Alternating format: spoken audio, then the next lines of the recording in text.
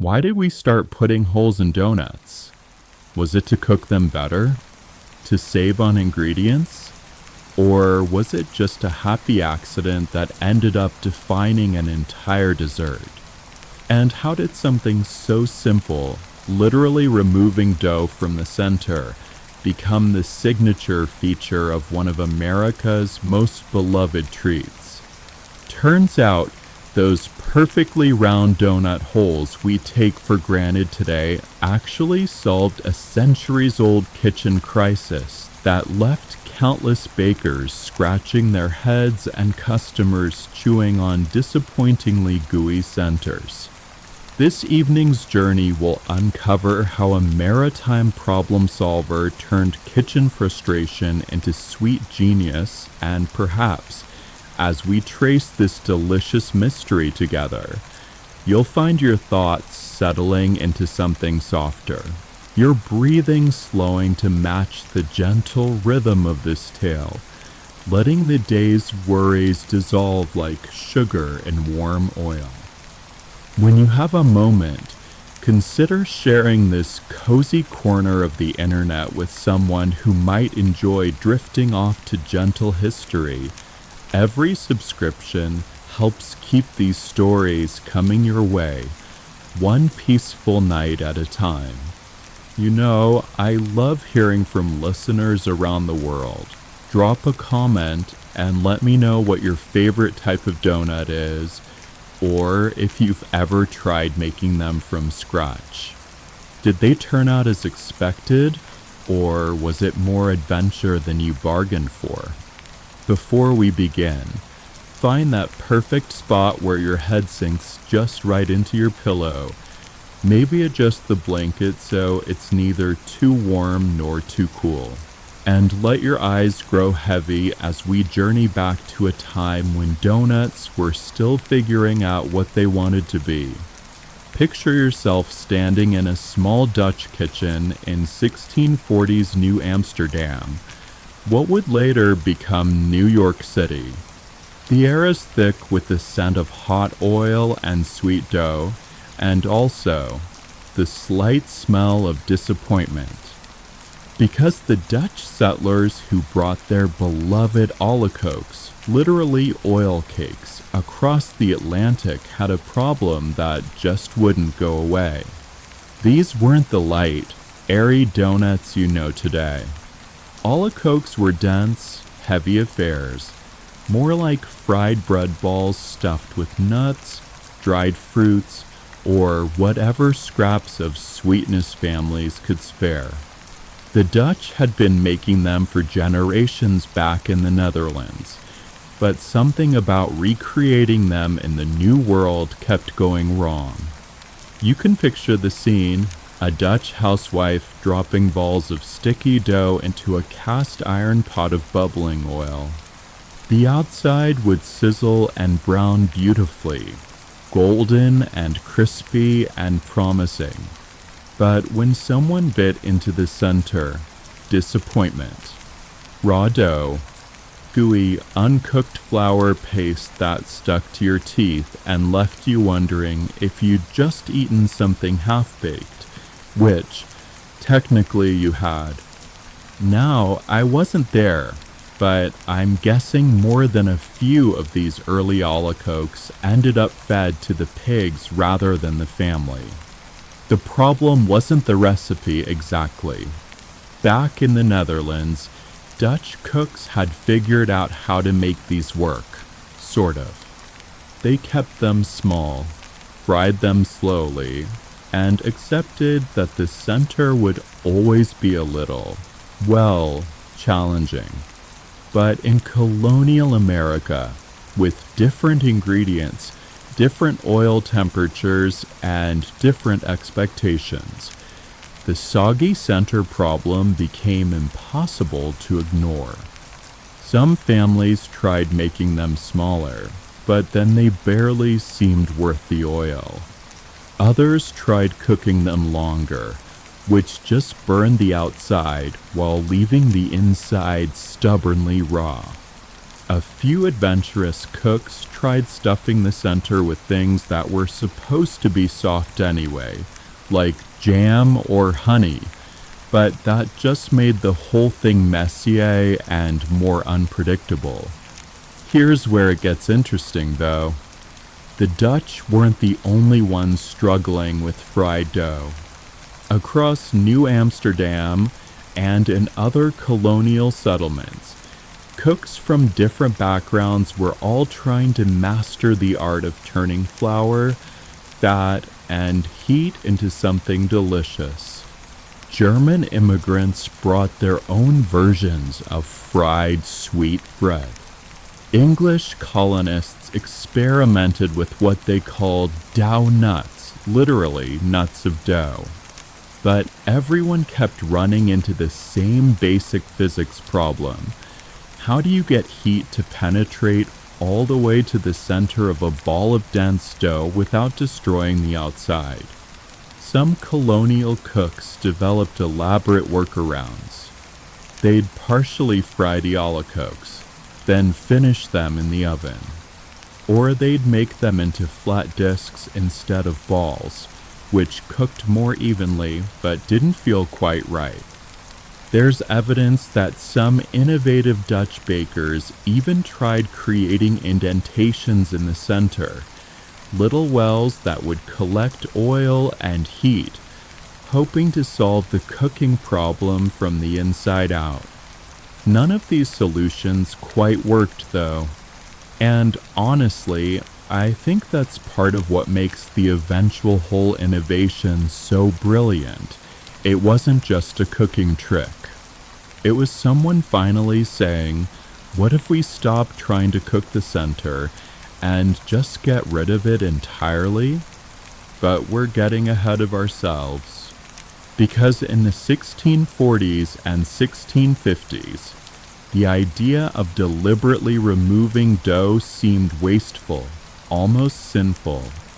Food was precious in colonial America. Flour was expensive. Sugar was a luxury. The idea of throwing away perfectly good dough, even if it was just the center, felt wrong to most people. So colonial bakers kept struggling with their olykoeks, trying different techniques, different temperatures, different ingredients. Some added more eggs to make the dough lighter. Others experimented with different types of fat, lard, butter, whatever they could find. A few tried adding alcohol to the dough, which was supposed to help with texture, but mostly just made the kitchen smell interesting. Here's a detail that always makes me chuckle. Some Dutch families may have developed small traditions around their olykoeks. Historical accounts suggest certain families would occasionally hide coins or small tokens in their holiday treats, believing that whoever found them would have good fortune in the coming year. Of course, this probably didn't help with the cooking problem, but it certainly made biting into raw dough more eventful. Imagine finding a silver coin in your breakfast, assuming you could chew through the uncooked flour paste surrounding it. What's fascinating is that food historians still argue about whether any of these early colonial attempts actually worked.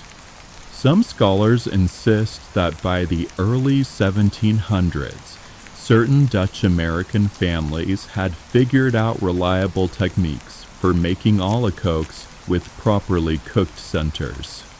Others argue that the soggy center problem persisted well into the 1800s, making the eventual whole innovation even more revolutionary. The truth is probably somewhere in between.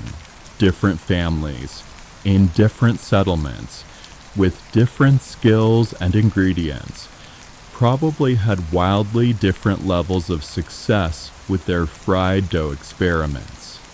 But what everyone agrees on is this: by the early 1800s, the olykoek had evolved into something recognizably American. The dense, fruit-stuffed Dutch original had given way to lighter, sweeter versions that reflected the tastes and ingredients of the New World. Molasses replaced honey in many recipes. Local nuts and fruits found their way into the dough, and gradually, the name itself began to change from olykoek to the more English-friendly donut. Still, that pesky center problem persisted. You can imagine the frustration. Generation after generation of American cooks inheriting recipes that promised deliciousness but delivered inconsistent results. Some days the donuts would turn out perfect, golden and fluffy throughout, exactly as promised. Other days you'd bite into what looked like a beautiful pastry and find yourself chewing on raw flour paste. It's kind of amazing that people kept trying, honestly. But I suppose that's the thing about really good food. Even when it doesn't work perfectly, the promise of what it could be keeps you coming back to try again, and again, and again. And meanwhile, in ports and harbors all along the American coast, a different group of people was about to start thinking about fried dough in a completely new way. People who lived their lives at sea, where wasted food could mean the difference between making it home and not making it home. People who needed their food to be reliable, portable, and absolutely, completely cooked through. The sailors were getting interested in donuts. And when sailors get interested in solving a food problem, well, that's when things start to get creative, and when kitchen disasters start becoming delicious innovations that would change breakfast forever. You watch the sun rise over Camden, Maine in 1820, and already the harbor is alive with activity. Fishing boats bob against wooden docks, their hulls scarred from months battling Atlantic storms.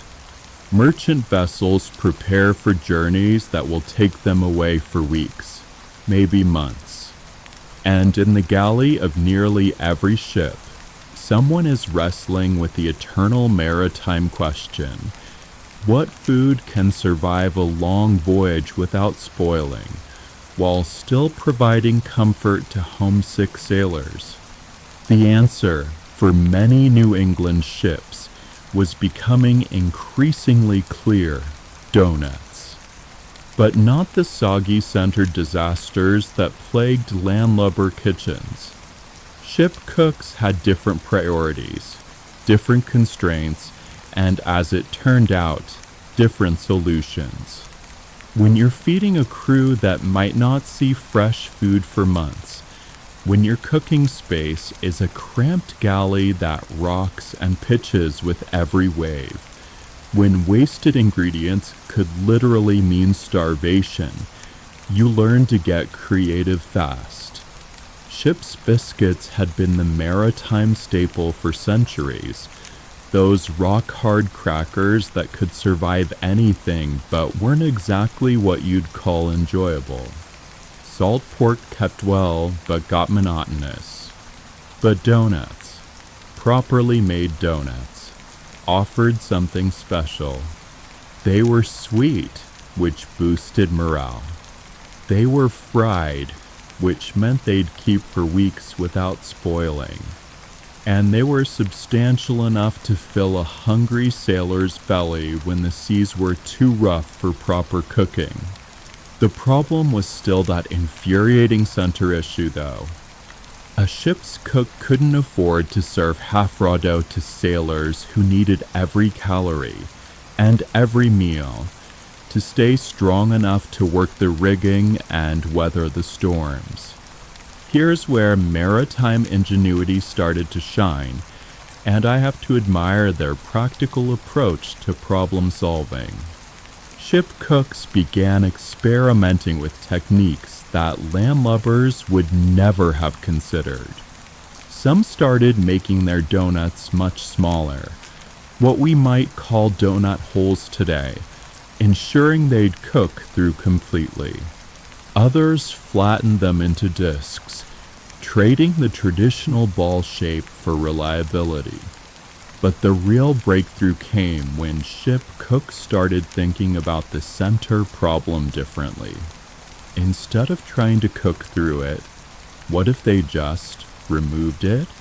Now, scholars debate exactly when this started happening, and honestly, the maritime records from this period are frustratingly incomplete. Ship's logs were more concerned with weather and navigation than with detailed cooking notes. But we do know that by the 1830s, ships departing from New England ports were carrying what crew members called ring donuts, or donut rings. Here's a detail that always makes me smile. Some sailors believed that ring donuts brought good luck because they resembled life preservers, tiny edible symbols of safety on dangerous waters. Whether this was genuine superstition or just an excuse to eat more donuts, well, I'll let you decide. But the tradition stuck, and many ships wouldn't leave port without a supply of these lucky rings in their stores. These weren't the uniform, machine-made circles we know today. Early maritime donuts were hand-shaped, often irregular, with holes that ranged from tiny punctures to gaps big enough to stick your thumb through. But they worked. The hot oil could circulate through the center, cooking the dough evenly from both sides. No more raw centers. No more wasted ingredients. No more disappointed sailors biting into what looked like a treat but tasted like paste. The technique spread quickly among ship cooks, that informal network of maritime professionals who shared tips and tricks whenever their vessels met in port. A cook who'd figured out how to make reliable ring donuts became valuable, sought after, the kind of crew member that captains would compete to hire. And here's what I find particularly fascinating. The hole wasn't just about cooking. It served practical purposes that only became apparent at sea. Ring donuts were easier to store. You could thread them on rope or dowels, keeping them organized and preventing them from getting crushed in the ship's limited storage space. They were easier to share. Sailors could break off pieces without making a mess. And in rough weather, when eating required one hand to hold onto something steady, a ring donut could be eaten more easily than a solid ball of dough. Maritime donuts also had to meet different standards than their landlubber cousins. They needed to be drier, less likely to grow moldy during long voyages. They were often made with more salt, which helped with preservation and replaced electrolytes lost to hard physical labor. Some ship cooks added rum or other spirits to the dough, partly for flavor, but mostly because alcohol acted as a natural preservative. The oil used for frying was precious on ships, often saved whale oil or carefully rationed lard. Ship cooks couldn't afford to waste it on experimental batches, so the ring design became essential. It cooked faster and more predictably, using less fuel and producing more consistent results. By the 1840s, The ring donut had become standard fare on merchant vessels, fishing boats, and even some military ships sailing from American ports. Sailors began to expect them, to look forward to them, to associate them with the comfort of American cooking even when they were thousands of miles from home. But here's where the story takes an interesting turn. These maritime innovations weren't staying at sea. Sailors had families on shore, mothers, wives, sisters who wanted to recreate the foods their men described in letters home. Port towns were full of people who'd heard about these new ring donuts, who wanted to try making them in their own kitchens. The technique was migrating from ship to shore, from professional galley cooks to home bakers, from specialized maritime knowledge to general culinary wisdom. And in that transition, the ring donut was about to meet someone who would cement its place in American food history. But we're getting ahead of ourselves again. Because first, we need to meet the young man who would later claim credit for the deliberate donut hole, a teenager whose name would become synonymous with one of America's sweetest innovations. His story begins not in a bakery, but on the deck of a ship, watching his mother's cooking techniques through the eyes of someone who understood both the sea and the kitchen, someone who was about to have what he'd later call his eureka moment. The ring donut was about to get its origin story. Whether that story is entirely true, well, that's where things get interesting, and where family legend meets historical fact in ways that still puzzle researchers today. The year is 1847, and 16-year-old Hanson Crockett Gregory stands on the deck of his lime trading schooner, watching his mother, Elizabeth, work her magic in the ship's galley below. The smell of frying dough drifts up through the hatchway, sweet and promising, but Hanson knows what's coming. He's watched this scene play out dozens of times before. The careful preparation, the hopeful frying, the inevitable disappointment when someone bites into a center that's still, well, not quite right.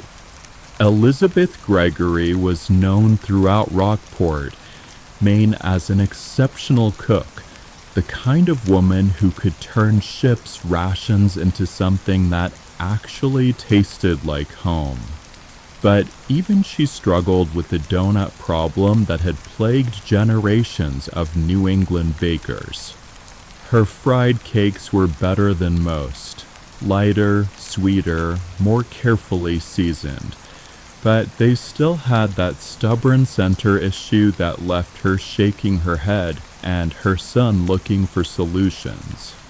Now, depending on who you ask, what happened next was either a moment of pure genius or the kind of family story that gets better with each telling. According to Hanson Gregory himself, speaking decades later to newspaper reporters who'd tracked him down, the solution came to him in a flash of inspiration that would change American breakfast forever. He was watching his mother drop spoonfuls of dough into the hot oil, seeing them puff and brown and promise deliciousness, when he had what he'd later call his eureka moment. If the center was always the problem, why not just get rid of it entirely? Grabbing a tin pepper box from the ship's supplies, the kind with a perforated top for sprinkling, young Hanson marched into the galley and announced his intention to improve his mother's recipe. Before Elizabeth could protest, He pressed the round tin through the center of each ball of dough, creating perfect little holes where the troublesome centers used to be. The result, according to the Gregory family legend, was revolutionary. The donuts cooked evenly throughout, no raw centers, no burned out sides, just golden, perfectly fried rings that were exactly what American donuts had been trying to become for over 2 centuries. Now, I have to say, this story has everything you'd want in an origin tale.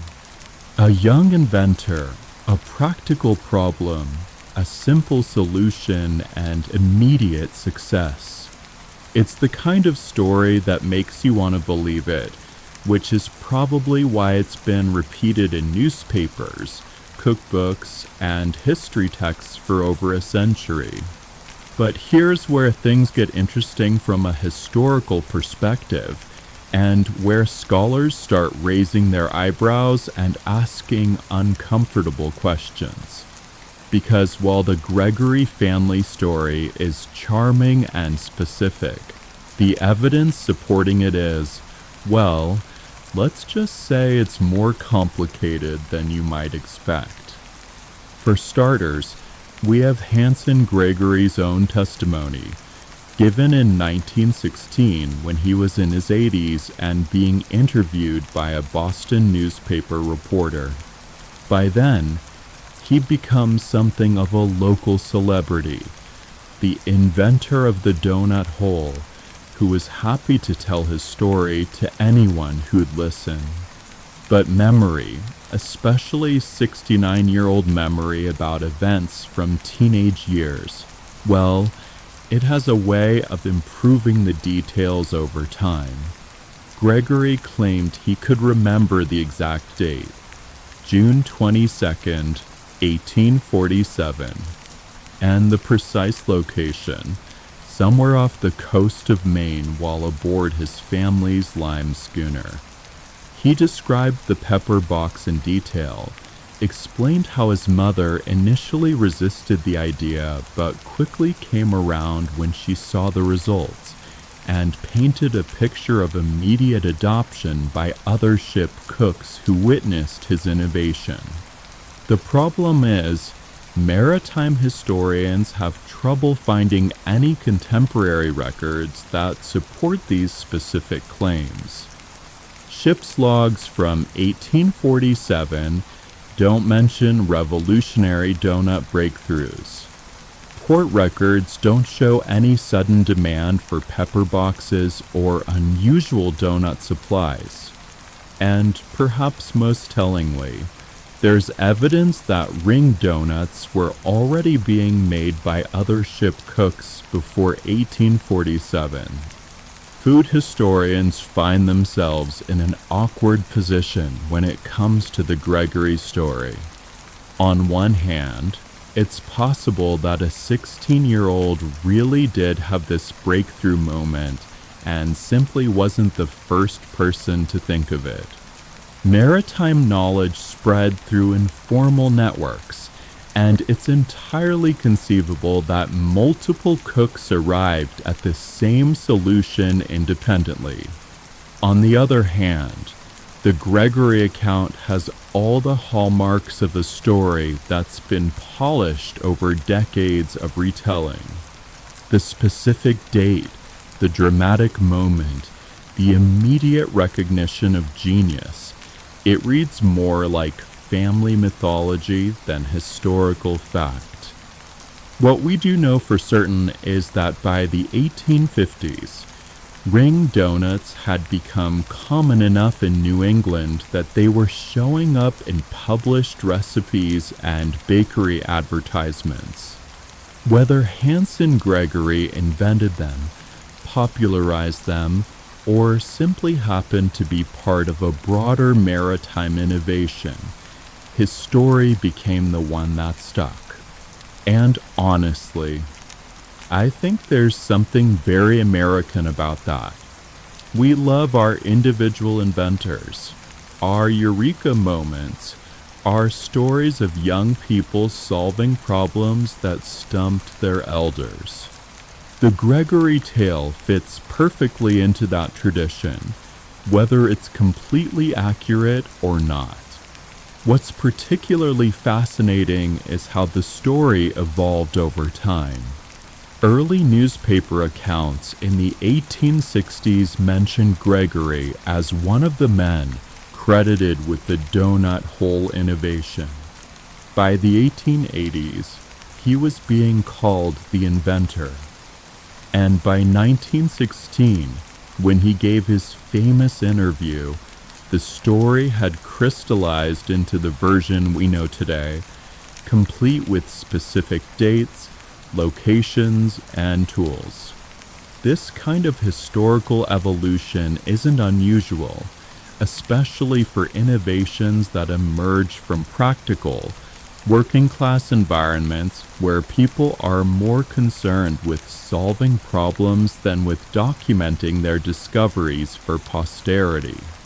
The real story of the donut hole probably involves dozens of ship cooks, experimenting with different techniques, sharing ideas when their vessels met in port, gradually developing the ring design through collective trial and error.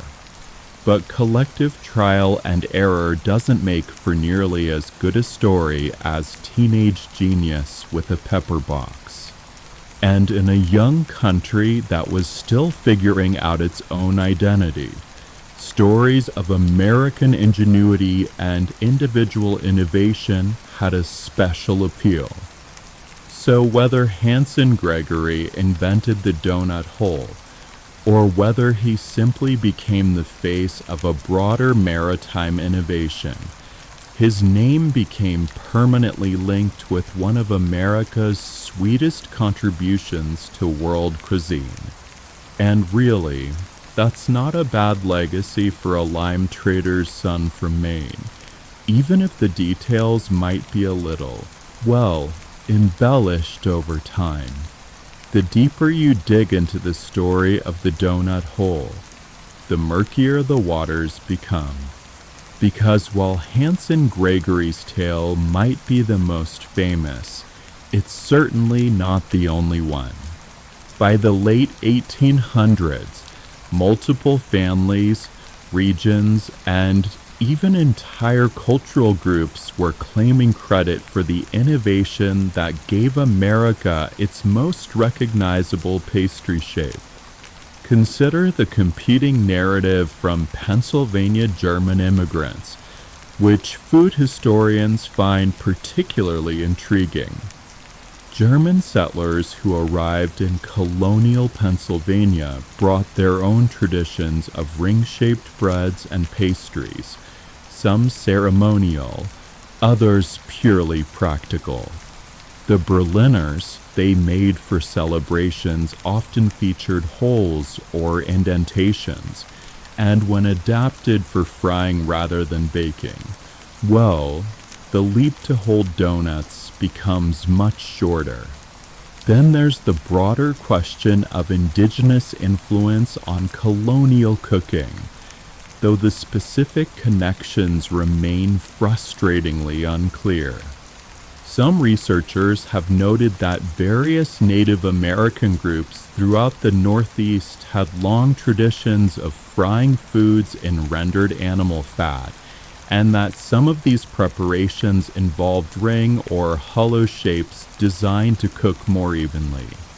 Whether these techniques directly influenced European colonial baking, or whether similar solutions emerged independently from similar cooking challenges, remains a subject of ongoing scholarly investigation. Now, I find it fascinating how each of these origin stories reflects the cultural priorities of the people telling them. The Gregory tale emphasizes individual American ingenuity, a young man solving problems through practical innovation. The German immigrant accounts highlight the contribution of Old World traditions finding new expressions in American kitchens. The questions about indigenous influence raise important considerations about cultural exchange and the complexity of American food history. But here's where the scholarly community starts to get really animated, and where polite academic disagreement sometimes edges toward actual argument. Because the evidence for each of these competing claims is, well, let's just say it's complicated. The German immigrant story has the best documentation. There are surviving recipes and letters that mention ring-shaped pastries, but most of these describe baked goods rather than fried ones. Making the leap from baked ring bread to fried ring donut requires some interpretive flexibility that not all scholars are comfortable with. The techniques are related, but whether they represent direct lineage or parallel development remains unclear.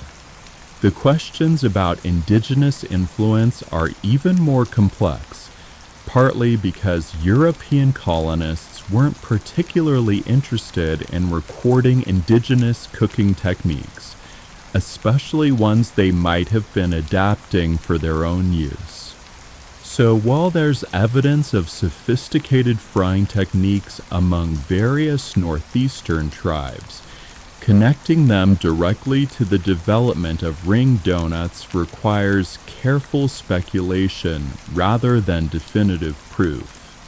And then there's what food historians call the spontaneous innovation theory, the idea that multiple people, working with similar ingredients and facing similar problems, would naturally arrive at similar solutions.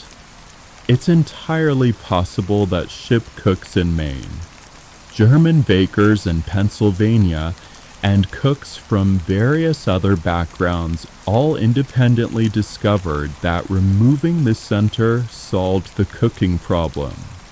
This is where historical research gets genuinely tricky and, honestly, a little frustrating for anyone hoping for neat, definitive answers. Because food innovations, especially practical ones born out of everyday necessity, don't usually come with patent applications or detailed documentation.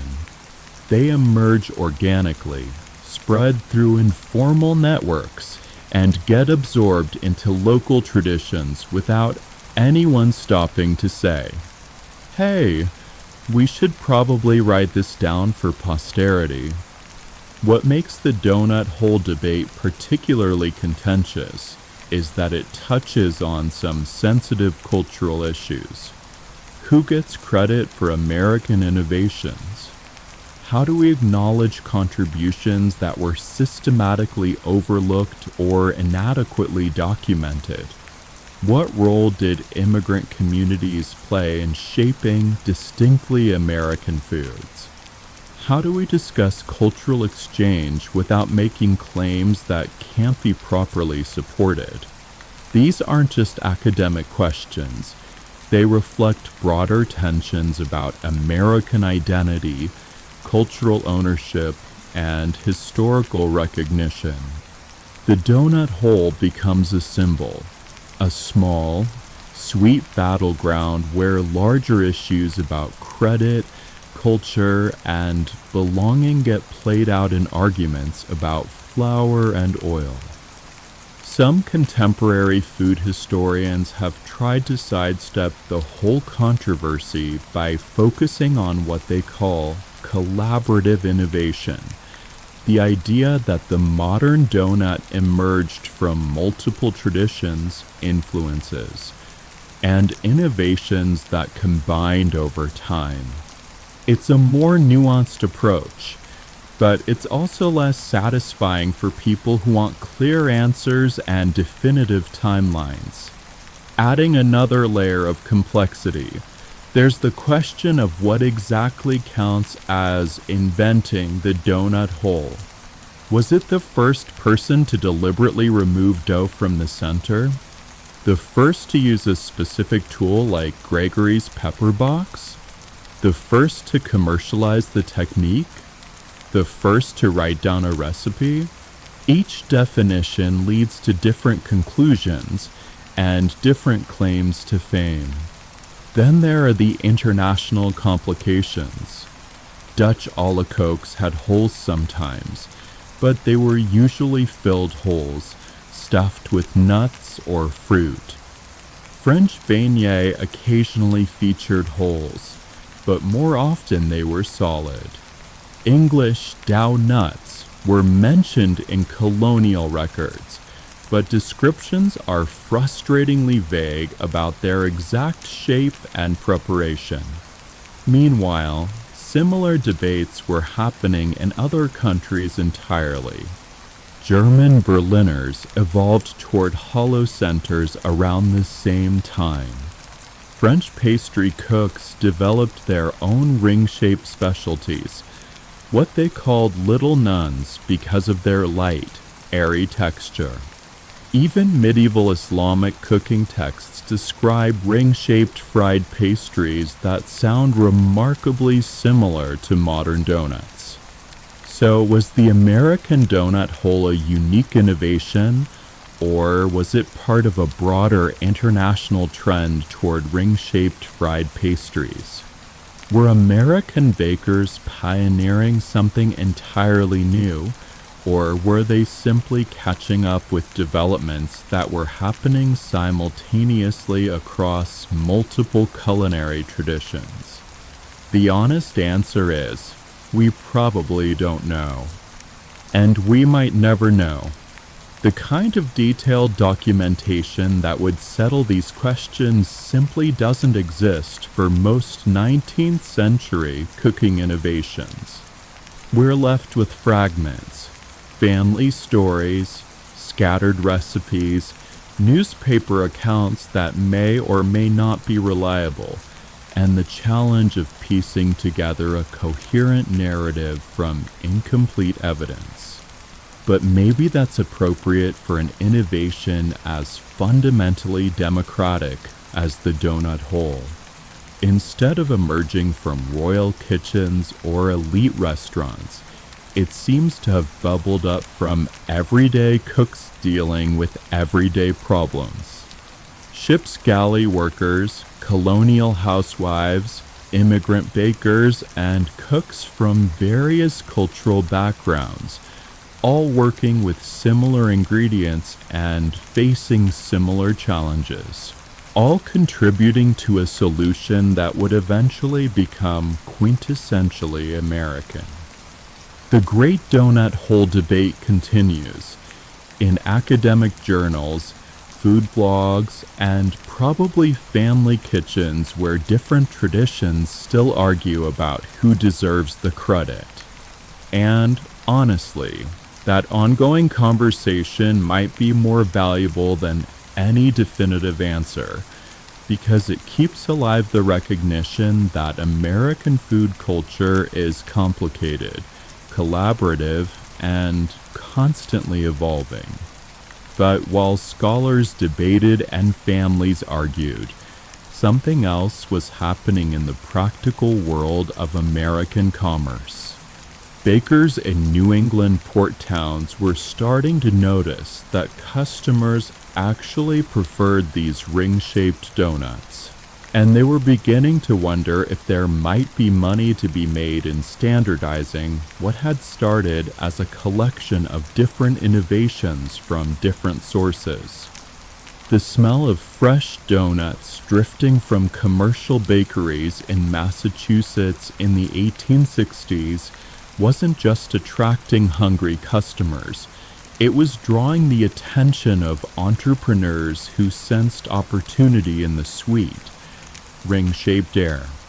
Because while sailors and ship cooks had perfected the whole donut as a practical solution to maritime cooking problems, It was taking New England's commercial bakers to realize that this innovation might be the key to transforming a specialized sea ration into America's next great breakfast sensation. Small bakeries throughout the Boston area were typical of the operations that began experimenting with ring donuts in the 1860s.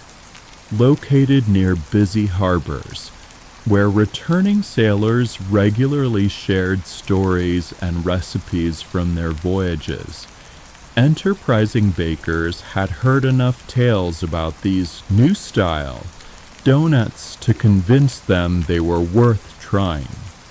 Their first attempts were, well, let's just say they required some adjustment of expectations from customers used to traditional solid donuts. But here's what these pioneering commercial bakers quickly discovered. Customers didn't just tolerate the holes, they actively preferred them. The ring shape cooked more evenly, which meant more consistent quality from batch to batch. They were easier to handle. Customers could carry them on their fingers while drinking coffee or walking to work. And perhaps most importantly from a business perspective, they looked distinctive, special, like something worth paying a premium for. Now I have to admire the practical thinking of these early commercial donut makers. They weren't just copying maritime techniques, they were adapting them for land-based production and discovering improvements along the way. Bakery ovens provided more consistent heat than ship's galleys. Steady workbenches allowed for more precise shaping than rocking boat decks. And access to fresh ingredients meant they could experiment with flavors and textures that ship cooks could never attempt. The standardization process wasn't without its challenges, though. Maritime donuts had been hand-shaped, irregular, made to fill hungry sailors rather than impress paying customers. Commercial bakeries needed consistency, uniformity, products that looked as good as they tasted. This meant developing new techniques for shaping the rings, new tools for cutting clean holes, and new quality standards that would satisfy increasingly sophisticated urban palates. Some bakeries experimented with metal cutters, ring-shaped tools that could punch out perfect circles with minimal waste. Others developed two-stage cutting processes, using a large round cutter for the outside and a smaller one for the center hole. A few innovative bakers tried using bottles or jars as improvised hole cutters, though this often resulted in rather irregular openings that required hand finishing.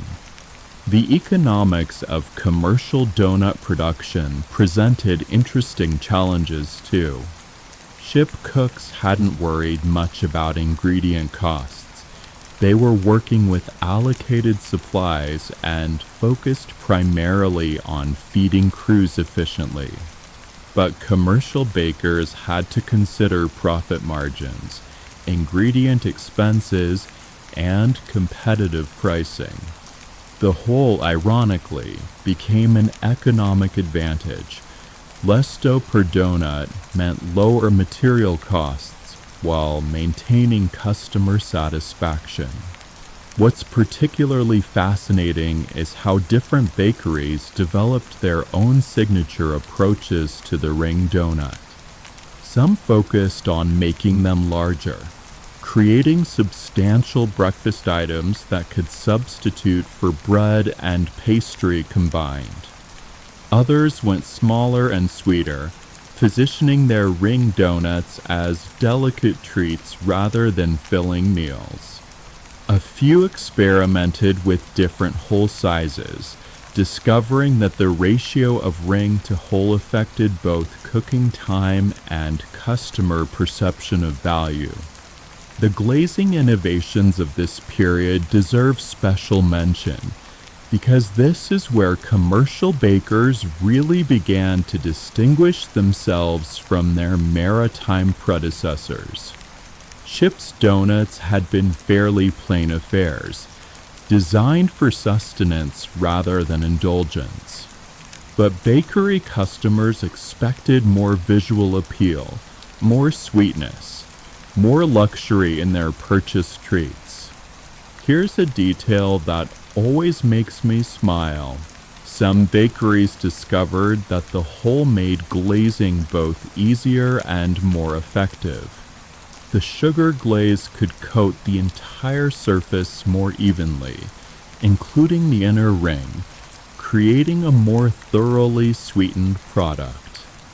Plus, excess glaze would drip through the hole rather than pooling at the bottom, resulting in less waste and more consistent coverage.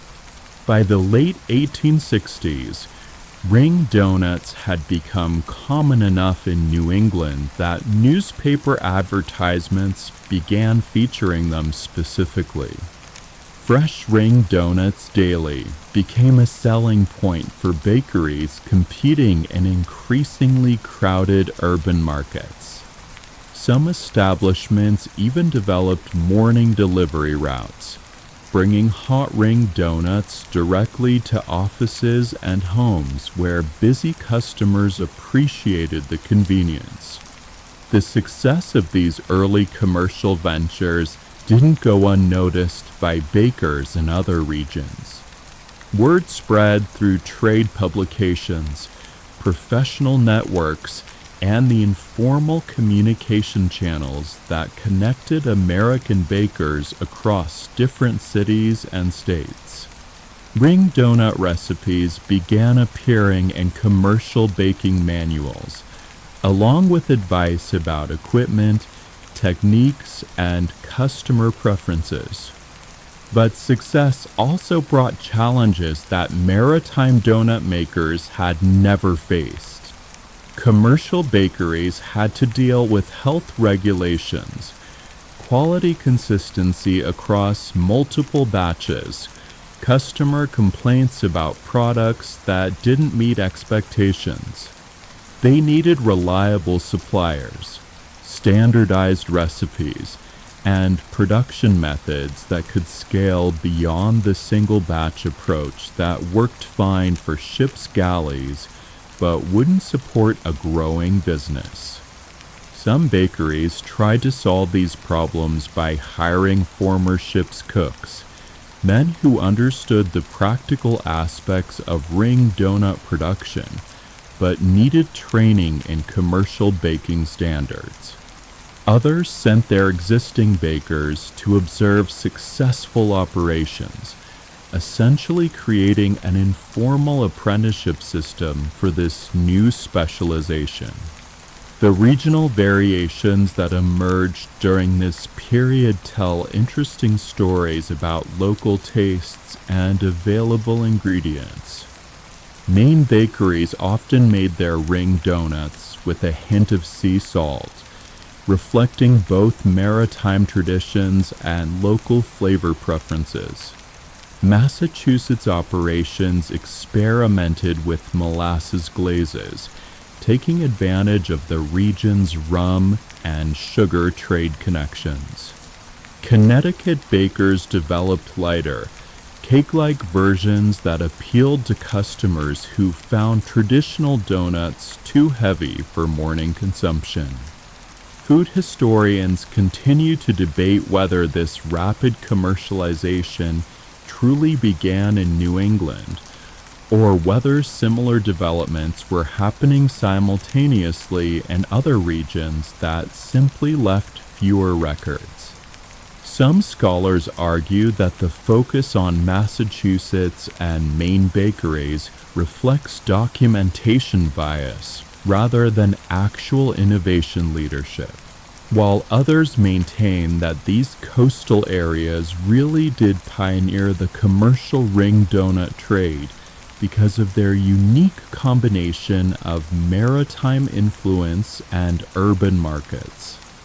What emerges from studying this period is a picture of American entrepreneurship adapting maritime innovation for commercial success.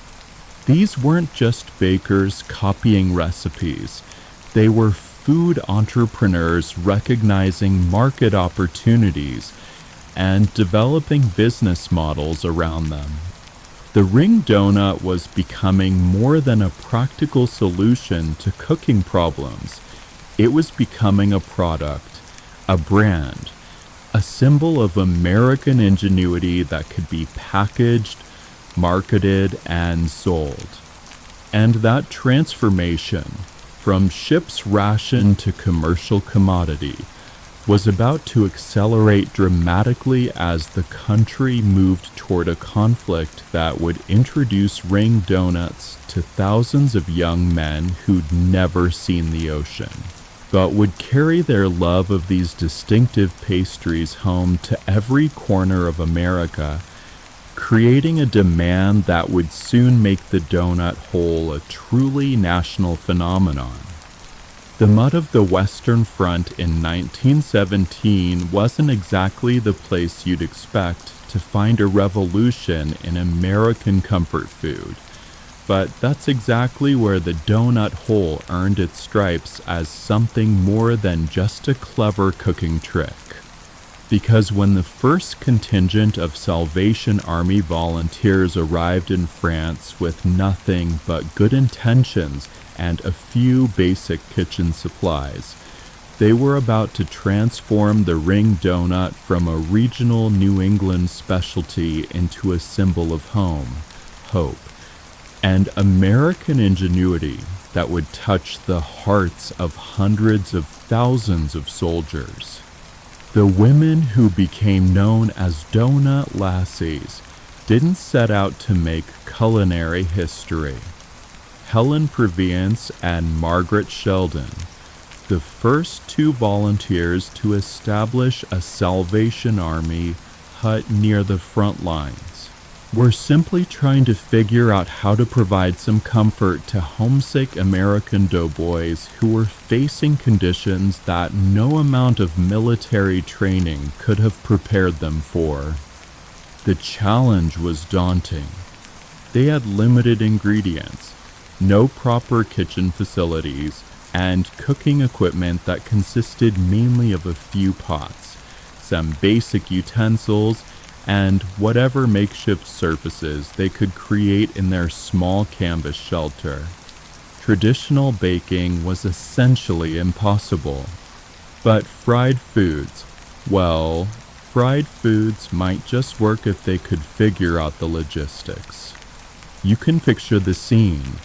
These two determined women standing in their tent, surrounded by the distant sound of artillery, trying to calculate how many donuts they could make with their meager supplies of flour, lard, and sugar. The mathematics were discouraging until they remembered something they'd heard about ring-shaped donuts that used less dough per serving. Now, I wasn't there, but I imagine that first experimental batch was probably more about hope than technique. Using a baking powder can for the outside cut and a smaller can for the center hole, working over a small camp stove that probably wasn't designed for this kind of precision cooking. Previance and Sheldon managed to produce something that looked recognizably like the ring donuts that were becoming popular back home. The response from the soldiers was, well, it was everything the Salvation Army volunteers could have hoped for and more. These weren't just hungry men appreciating food. These were homesick Americans tasting something that reminded them of morning coffee shops, small-town bakeries, and the sweetness of civilian life they'd left behind. Here's what makes this story particularly remarkable. The donut lassies weren't trained bakers. They were volunteers who learned through trial and error, adapting commercial techniques to battlefield conditions, developing their own methods for producing consistent results under circumstances that would challenge professional cooks. Word spread quickly through the American Expeditionary Forces about these miraculous ring donuts appearing in Salvation Army huts. Soldiers began making detours, sharing stories, and sending letters home that described these sweet circles of comfort in terms that bordered on the reverential. The donut hole was becoming more than a cooking innovation. It was becoming a symbol of American care, creativity, and determination. The production methods that evolved in these battlefield kitchens were nothing short of ingenious. The lassies developed techniques for mixing dough in advance, storing it in conditions that would prevent spoilage, and frying batches throughout the day to ensure fresh supplies for soldiers rotating off duty. They learned to adjust their recipes for available ingredients, substituting when necessary, maintaining quality despite constantly changing supply situations. What's particularly touching about the historical accounts is how seriously these women took their mission. They kept detailed records of production, noting how many donuts they made each day, how many soldiers they served, and what improvements they could make to their processes. Some of their journals survive, and they reveal a level of dedication and professionalism that's genuinely moving. The numbers they achieved were staggering. By 1918, Salvation Army operations in France were producing millions of donuts annually. Individual huts were turning out thousands per day, working around the clock to meet demand from soldiers who saw these ring-shaped treats as tangible proof that someone back home was thinking of them. Military historians often debate whether the psychological impact of these comfort foods was as significant as the nutritional benefit, and honestly, the evidence suggests it might have been even more important. Letters home from soldiers consistently mention the emotional lift they got from these familiar flavors.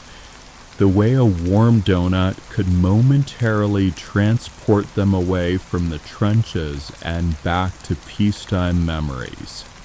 But the donut lassies' innovation went beyond just making donuts. They were creating a distribution system that could reach soldiers wherever they were stationed. Mobile units, portable cooking equipment, supply chains that could function despite the chaos of wartime logistics. They were essentially inventing fast food service under conditions that would challenge modern restaurants. The ring shape proved crucial to these battlefield operations in ways that the original maritime innovators probably never imagined. Ring donuts were easier to transport without breaking. They stacked more efficiently, and they could be eaten quickly by soldiers who might be called back to duty at any moment.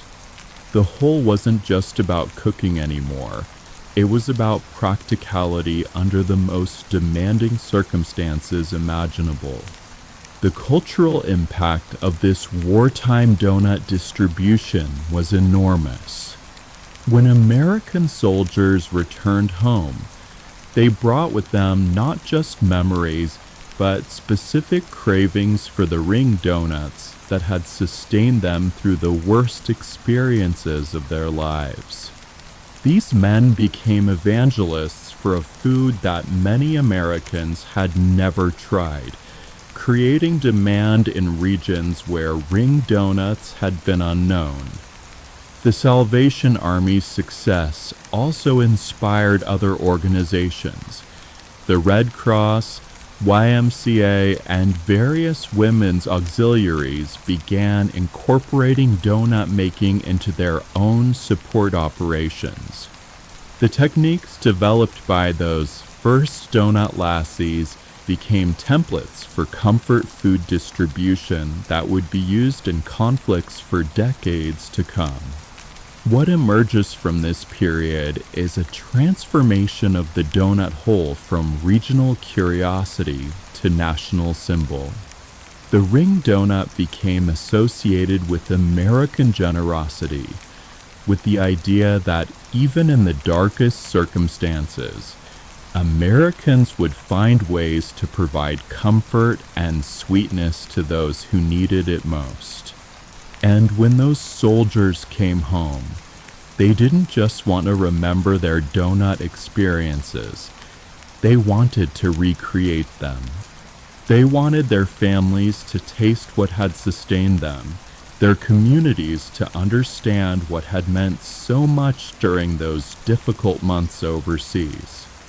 The stage was set for an explosion of donut demand that would require innovations in production that even the donut lassies could never have imagined. The year is 1920, and if you happen to be walking down Broadway in New York City, you might have noticed crowds of people pressed against a bakery window, not shopping for bread or pastries, but watching something that seemed almost magical. Inside, a gleaming mechanical contraption was turning out perfect ring donuts with hypnotic precision, each one identical to the last, emerging from the machine-like sweet, golden miracles of modern engineering. This was Adolf Levitt's automatic donut machine, and it was about to do for the donut industry what Henry Ford's assembly line had done for automobiles. Because while the Salvation Army had proven that Americans craved ring donuts, and returning soldiers had created nationwide demand, the industry still faced a fundamental problem. How do you produce enough donuts to satisfy millions of customers without requiring armies of skilled bakers working around the clock?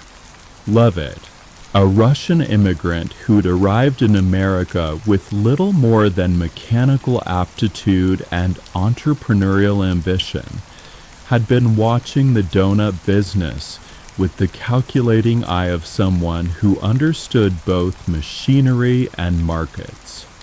He'd seen the lines of customers waiting for handmade ring donuts, witnessed the frustration of bakers who couldn't keep up with demand, and recognized an opportunity that was just waiting for the right technological solution. The machine he developed was, well, honestly, it was a thing of beauty for anyone who appreciated mechanical ingenuity. Raw dough went in one end. Perfectly shaped, consistently sized ring donuts came out the other, with every step of the process visible through glass windows that turned the entire operation into a kind of industrial theater. Here's what I find particularly brilliant about Levitt's approach. He didn't just mechanize donut production. He turned it into entertainment.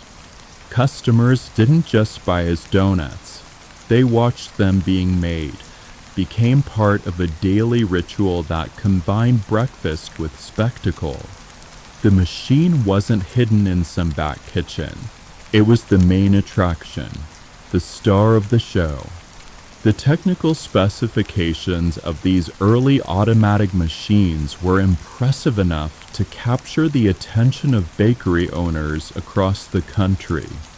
Levitt's device could produce several hundred donuts per hour, each one perfectly shaped, evenly cooked, and ready for glazing or other finishing touches. Compare that to a skilled baker working by hand, who might manage 100 or 200 donuts in the same time, and you begin to understand why the industry took notice. But the real innovation wasn't just speed, it was consistency.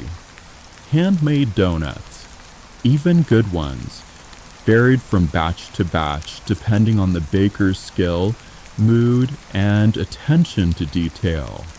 Machine-made donuts were identical, predictable, reliable in ways that allowed business owners to promise customers exactly what they would receive every single time.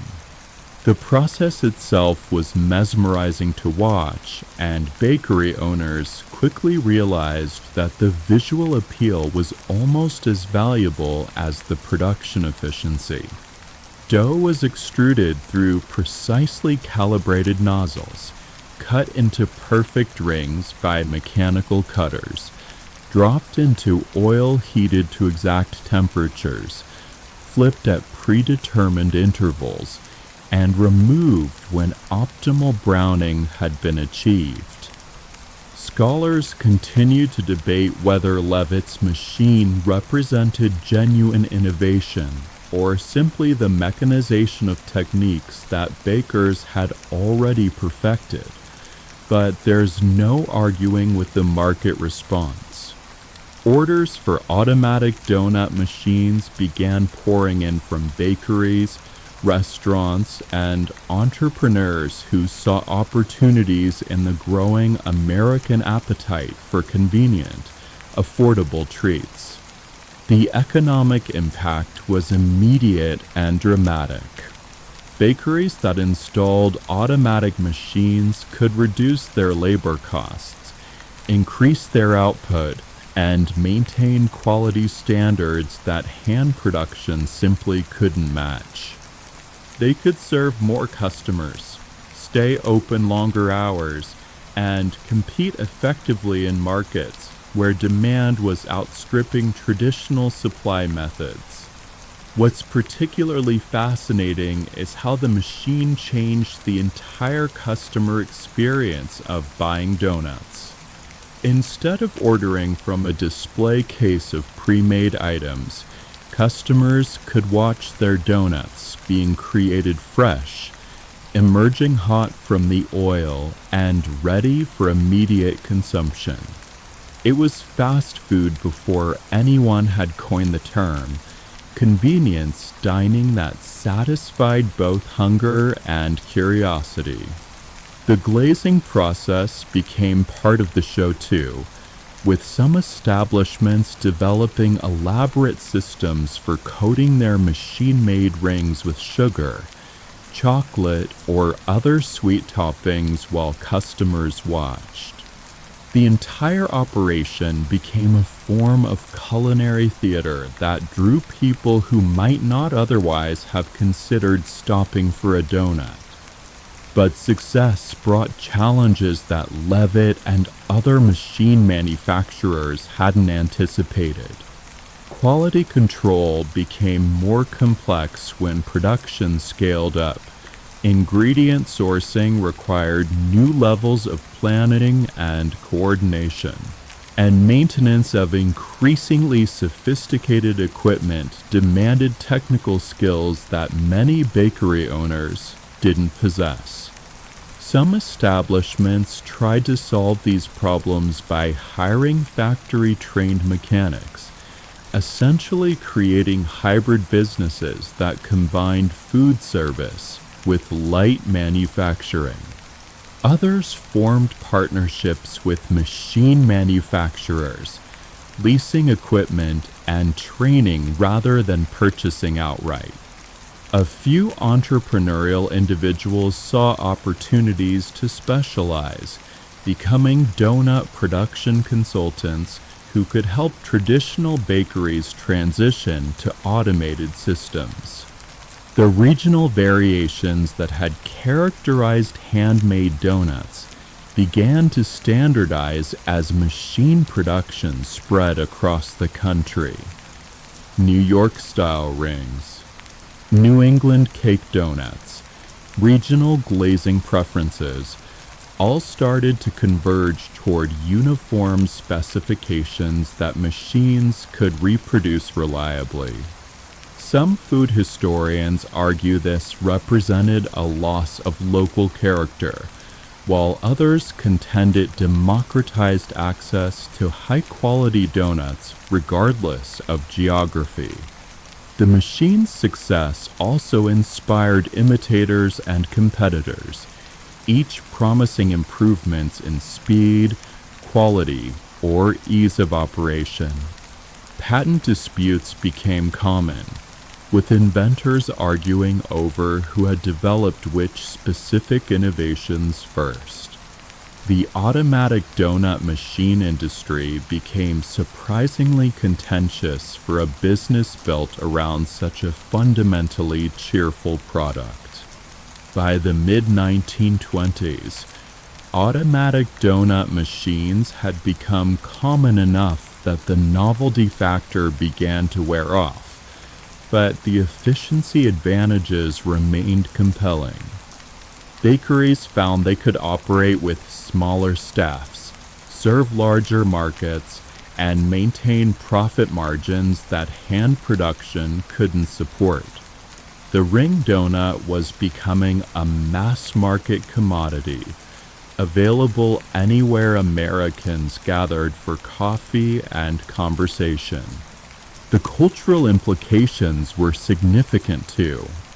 Machine-made donuts helped establish the template for American fast food: standardized products, efficient service, predictable quality, and affordable prices. The hole in the center, originally a solution to maritime cooking problems, had become the foundation for an entirely new model of food service that would influence everything from hamburgers to pizza. And this was just the beginning. Because while Levitt's machines had solved the production problem, a new generation of entrepreneurs was already thinking bigger, imagining not just individual bakeries with automatic equipment, but entire chains of donut shops that could bring this sweet innovation to every corner of America, one perfectly mechanized ring at a time. The year is 1950. And William Rosenberg stands outside his small coffee and donut shop in Quincy, Massachusetts, watching the morning rush of customers who've become regulars at what he's decided to call Dunkin' Donuts. The name itself tells a story about how Americans have come to think about these ring-shaped pastries, not just as food, but as an experience. Something to dunk into coffee while starting the day or taking a break from whatever challenges life might be throwing their way. But Rosenberg isn't just thinking about his current customers. He's envisioning something much bigger. He's imagining dozens, maybe hundreds of shops just like this one, all serving the same high-quality donuts, all offering the same reliable experience, all bearing the same distinctive name that customers would recognize whether they were in Massachusetts or California or anywhere in between.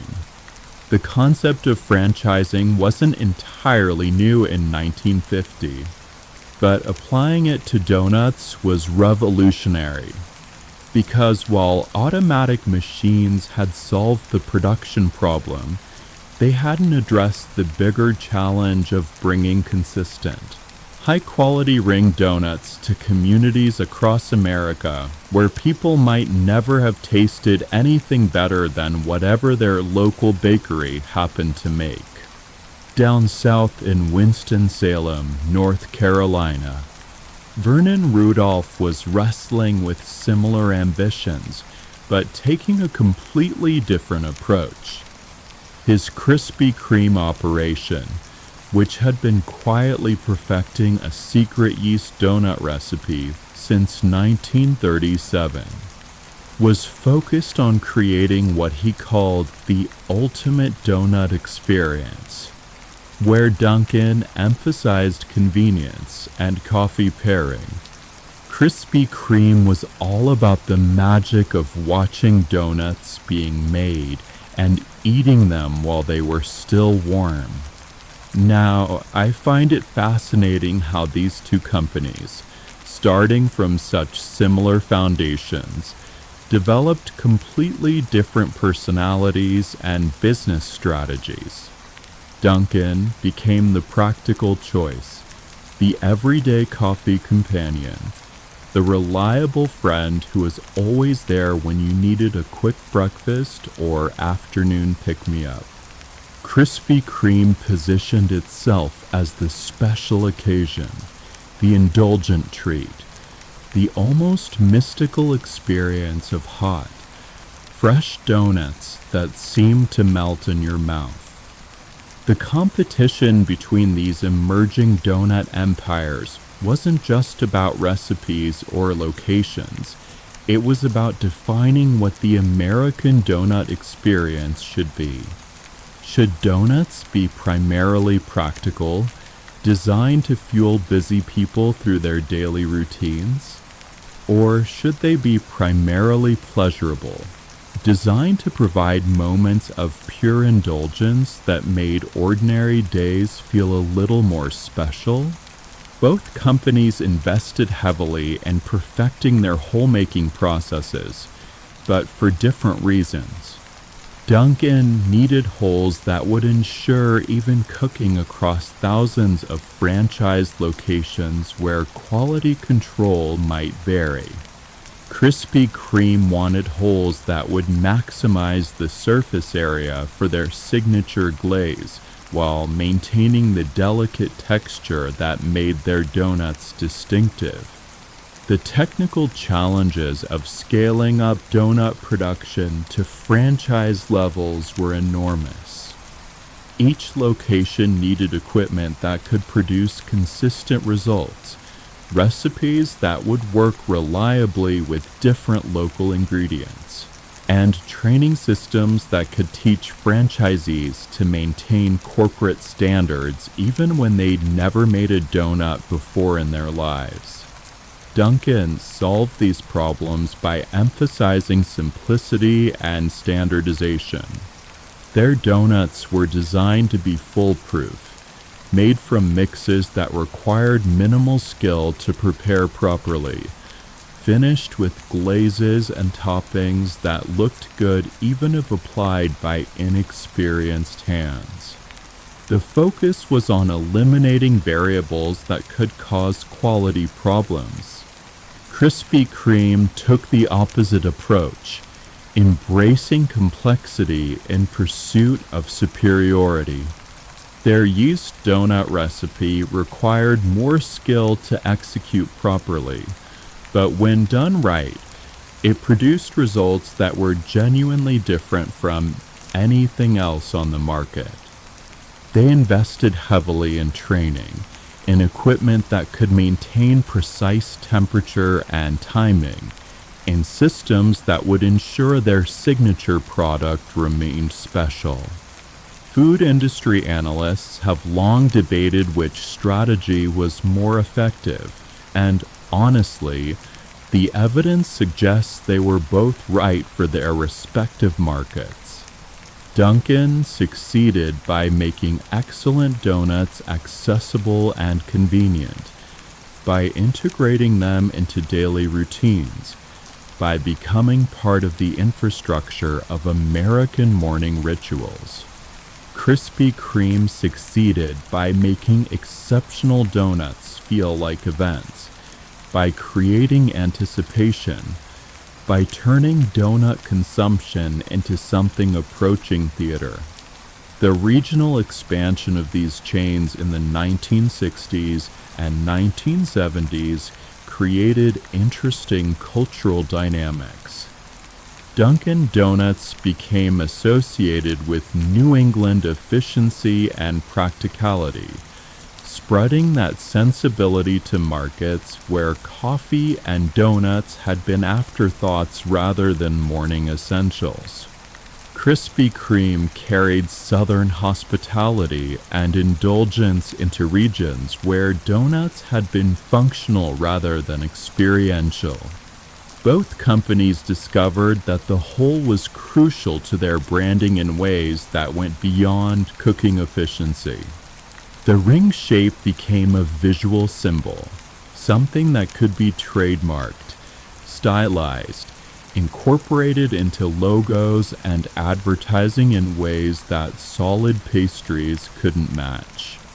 The absence of center became a marketing presence, if that makes sense.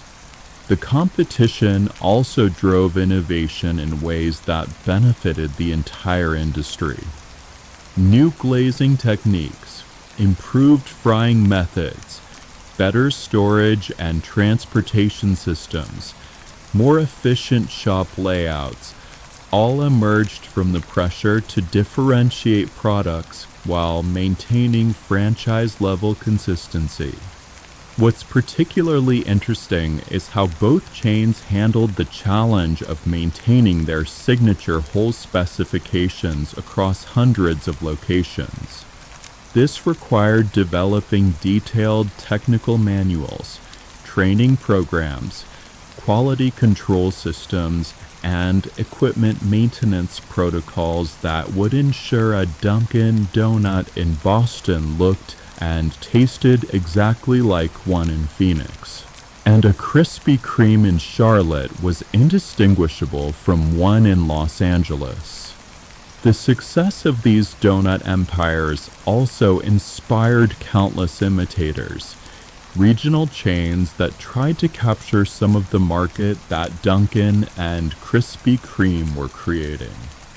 Most failed to achieve significant scale, but their efforts helped spread the franchise model throughout the food service industry and established customer expectations for consistency that influenced everything from hamburgers to ice cream. By the 1980s, the transformation was complete. The ring donut had evolved from maritime innovation to commercial product to cultural institution. Americans now expected to find high-quality donuts available conveniently, reliably, affordably, wherever they happened to be. The whole that had started as a practical solution to cooking problems had become the foundation for billion-dollar businesses that employed thousands of people and served millions of customers every day.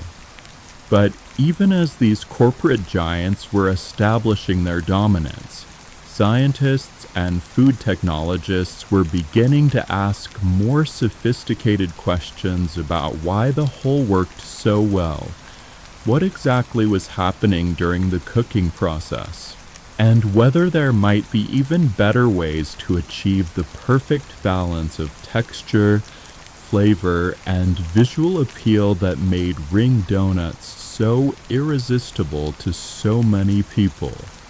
Picture yourself in a food science laboratory in the mid-1990s, where researchers are carefully monitoring the internal temperature of dozens of donuts as they fry, each one fitted with tiny thermocouples that track heat penetration with scientific precision. After nearly 150 years of people arguing about who invented the donut hole, someone is finally asking the more fundamental question: Why does it actually work so well from a purely scientific perspective? What food scientists discovered would validate everything that ship cooks, commercial bakers, and franchise operators had learned through trial and error, while revealing some surprising details that even experienced donut makers didn't fully understand. The physics of donut cooking, it turns out, is more complex than most people realize. When you drop a ball of dough into hot oil, you're creating a race between heat penetration and moisture escape, and the hole gives heat a crucial advantage in that competition. Without the hole, heat has to travel from the outside surface all the way to the center, fighting through layers of dough that act as insulation, competing with steam that's trying to escape but has nowhere to go, struggling against the natural tendency of proteins and starches to form barriers that resist heat transfer. Now, I have to admit, when I first learned about these thermal dynamics, it made me appreciate how brilliant those early maritime innovators really were. They might not have understood the science, but they had stumbled onto a solution that food engineers with advanced degrees and sophisticated equipment would later prove was nearly perfect. With the hole, heat attacks the dough from both directions, outside surface and inner ring, cutting the maximum distance any heat has to travel roughly in half. But that's just the beginning of the advantages, because the hole also creates what scientists call enhanced convection currents that help distribute heat more evenly throughout the cooking process. The oil circulation patterns around a ring donut are fascinating to observe under laboratory conditions. Hot oil flows through the center hole, creating turbulence that increases heat transfer rates, while also providing an escape route for steam that would otherwise build up pressure and create uneven cooking. But the real revelation came when researchers started measuring moisture content at different points during the frying process. Traditional solid donuts, even when they appear fully cooked, often retain pockets of higher moisture in their centers, creating texture inconsistencies that customers notice even if they can't explain why one donut feels different from another. Ring donuts achieve what food scientists call optimal moisture equilibrium, the point where enough water has evaporated to create the desired texture without over-drying the product. The hole makes this equilibrium achievable in a reasonable cooking time, without burning the exterior, without leaving raw spots, without creating the dense, gummy centers that plagued early olykoeks. The surface-to-volume ratio calculations are particularly illuminating and, honestly, a little mind-boggling when you think about how much math is hidden inside something as simple as a donut hole. Ring donuts have significantly more surface area relative to their total volume, which means more opportunities for browning reactions, more contact with hot oil, more even heat distribution, and more consistent results. Some food scientists argue that the hole represents an almost perfect balance between cooking efficiency and structural integrity, maximizing heat transfer while maintaining enough dough to create satisfying texture and flavor. Others contend that modern cooking techniques could achieve similar results with solid donuts, but acknowledge that the whole provides a significant margin for error that makes consistent results much easier to achieve. The chemistry of glaze adhesion, something that commercial bakers had figured out intuitively, also benefits enormously from the ring shape. The increased surface area provides more sites for sugar crystals to bond with the dough, while the hole allows excess glaze to drain away rather than pooling, creating more even coverage and preventing the soggy spots that can ruin a perfectly cooked donut. Recent studies have even examined the psychological aspects of donut hole preference, and the results are surprisingly consistent across different demographics and cultures. People perceive ring donuts as lighter, fresher, more appealing, even when blind taste tests suggest minimal actual differences in flavor or texture compared to optimally prepared solid versions. The visual appeal factors are significant too, though they venture into psychology more than pure food science. The whole creates symmetry, suggests completion, provides a focal point that the human eye finds inherently pleasing. Marketing researchers have documented that ring-shaped foods consistently score higher in consumer preference studies, even when participants can't articulate why they prefer them. But perhaps the most interesting recent research involves what scientists call optimal bite architecture, the way food breaks down during chewing and how that affects flavor perception. Ring donuts, because of their more uniform density and moisture distribution, create more consistent textural experiences, allowing flavors to develop more predictably as people eat them. The oil absorption studies are eye-opening too, revealing that ring donuts actually absorb less oil per unit of finished product than solid versions, despite having more surface area. The enhanced heat transfer and steam escape provided by the hole means shorter cooking times, and shorter cooking times mean less oil absorption, creating lighter, less greasy final products.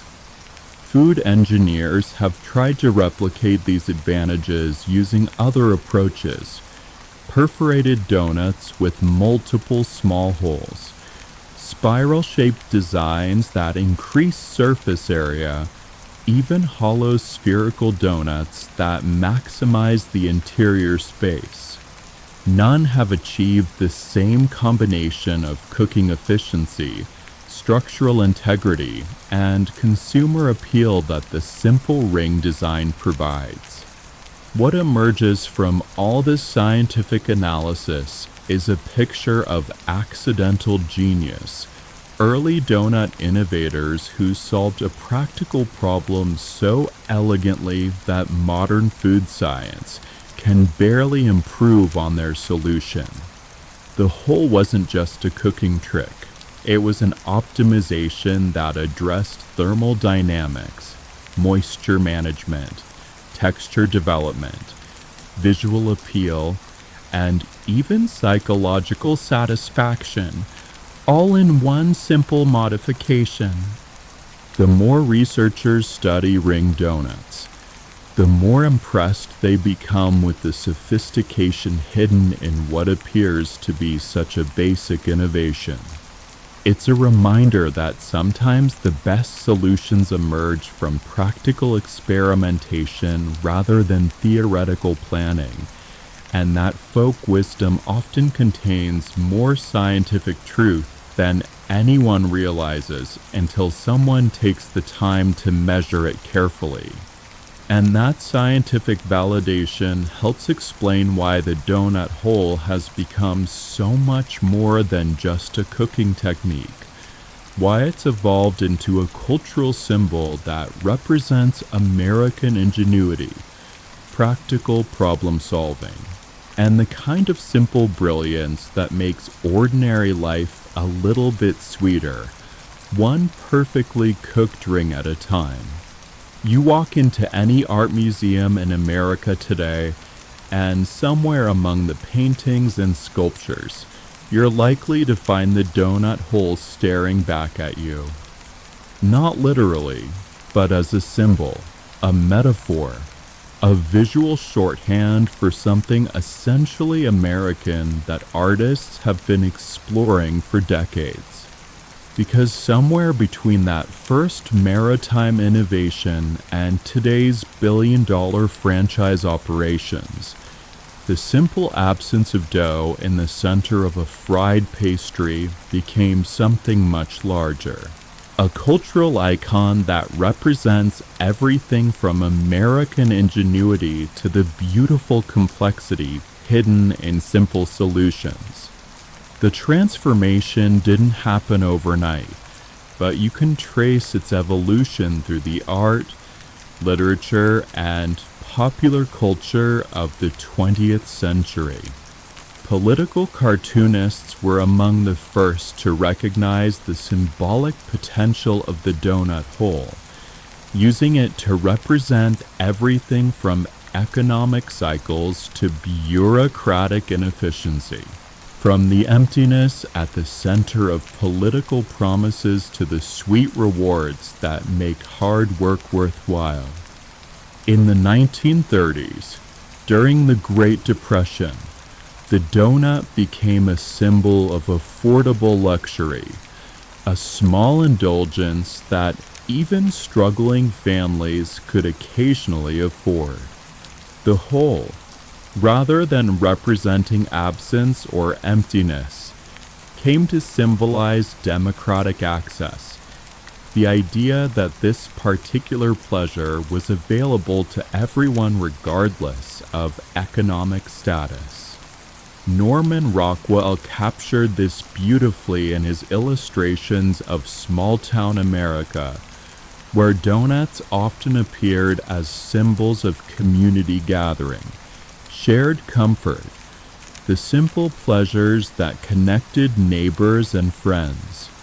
The ring shape, with its suggestion of continuity and completion, became visual shorthand for the social bonds that held communities together. World War II gave the donut whole new layers of meaning, building on the Salvation Army legacy, but expanding it into broader themes of American care and comfort reaching across oceans. Propaganda posters featured donuts as symbols of home, reminders of what soldiers were fighting to protect, promises of sweetness waiting for their return. Now, I find it remarkable how a cooking innovation born from practical necessity evolved into something that artists and writers could use to explore such complex ideas. The whole became a paradox, an absence that created presence, a void that generated meaning, a symbol of how American culture finds ways to turn practical solutions into sources of deeper significance. The Beat Generation writers of the 1950s and 1960s embraced the donut hole as a metaphor for American consumer culture, sometimes celebrating it as democratic abundance, sometimes critiquing it as manufactured desire. Jack Kerouac wrote about late-night donut shops as temples of American restlessness, places where the search for meaning intersected with the need for sugar and caffeine. Pop artists like Andy Warhol and Claes Oldenburg saw in the donut hole a perfect symbol of mass production and consumer desire, something that could be reproduced endlessly while maintaining its essential character. Oldenburg's giant soft sculptures of donuts, with their exaggerated holes, forced viewers to confront the strange beauty of everyday objects that had become so familiar they'd become invisible. Contemporary scholars debate whether the donut hole's symbolic power comes from its simplicity or its complexity, from its democratic accessibility or its commercial ubiquity. Some argue that it represents American pragmatism at its best, the willingness to modify traditional approaches when they don't serve practical needs. Others contend that it symbolizes American consumer culture's ability to transform even the most basic human needs into opportunities for branding and marketing. The mathematical elegance of the donut hole has fascinated scientists and philosophers for decades, leading to applications in topology, computer modeling, and theoretical physics. The torus shape, which is what mathematicians call a donut, has become a fundamental concept in understanding everything from electromagnetic fields to the possible shape of the universe itself. But perhaps the most interesting cultural development has been the way the donut hole has become a symbol of American innovation itself, representing the idea that sometimes the best solutions come from taking things away rather than adding them, from recognizing that less can be more, from understanding that the spaces between things can be as important as the things themselves. This symbolism has found its way into everything from architecture to technology design, where donut thinking has become shorthand for solutions that work by creating strategic absences rather than additional presence. Urban planners design donut cities with green spaces at their centers. Software designers create donut interfaces that organize information around central voids. Product designers develop donut solutions that achieve functionality through strategic subtraction. The global spread of American donut chains has carried this symbolism around the world, where the whole has become a recognizable symbol of American culture, sometimes embraced as representing innovation and democracy, sometimes critiqued as representing commercialization and cultural imperialism. But everywhere it appears, the whole carries with it stories of American problem solving, American entrepreneurship, American willingness to challenge traditional approaches. Food historians continue to argue about whether the cultural significance of the donut hole reflects genuine innovation or successful marketing, whether it represents authentic folk wisdom or manufactured mythology. But there's no disputing that it has become one of the most recognizable symbols of American food culture, instantly identifiable across languages and cultures, carrying meanings that extend far beyond its practical origins.